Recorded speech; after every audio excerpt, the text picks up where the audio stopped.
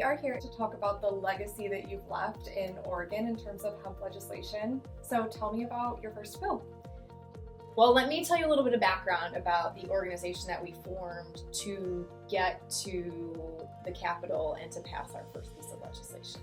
After we had shut down House Bill 2668 during the 2015 legislative session, we had 9 farmers actually growing hemp in Oregon.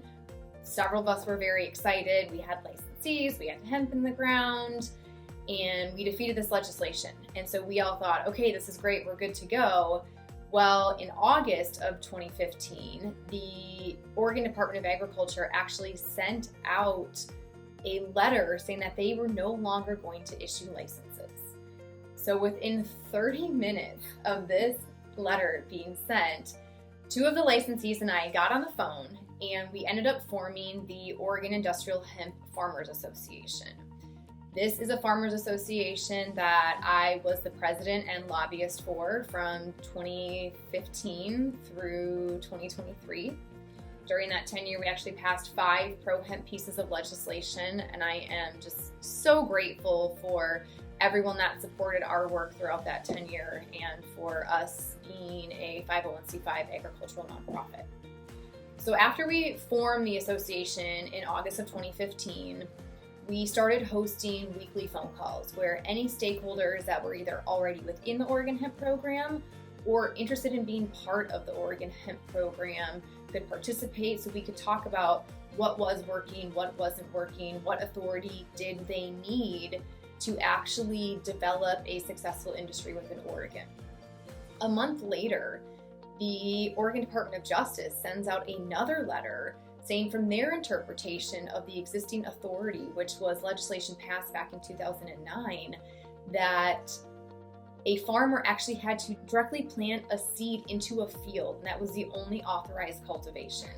So we knew, right, and farmers were using greenhouses, they were using hoop houses, things like that, and so we knew farmers that couldn't just only put seeds in a physical field. So okay, there's one of our goals for session. So the group of stakeholders, we came up with a list of goals and priorities.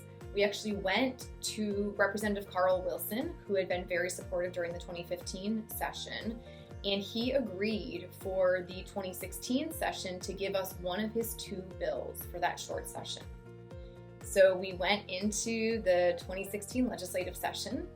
It was my first full session working on legislation that we were specifically asking for and advocating in support of.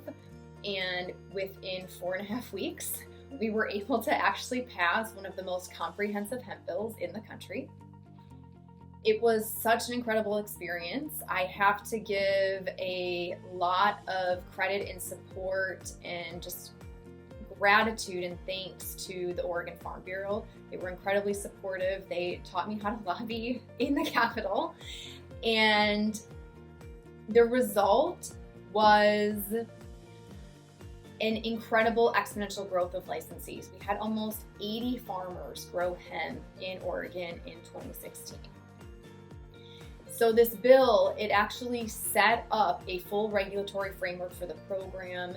It opened up the door for any type of cultivation, any type of production practices, and it also set in place the first mandatory testing for hemp end products because our stakeholders wanted to set themselves apart from these other industries that are out there that don't really provide testing and oversight over their products. And we knew we wanted to ensure consumer safety right from the go-ahead. And that's something that we've been very, very proud of. Wow, that sounds incredible. It's so fast-paced in such a short period of time, all of that action going on. It was very fast-paced, and with an Oregon short session, you only have usually about 6 weeks, but we got in there and we were determined and we got it done. Here you go, folks. This is economic development for the entire state. There you go. Thank you very much.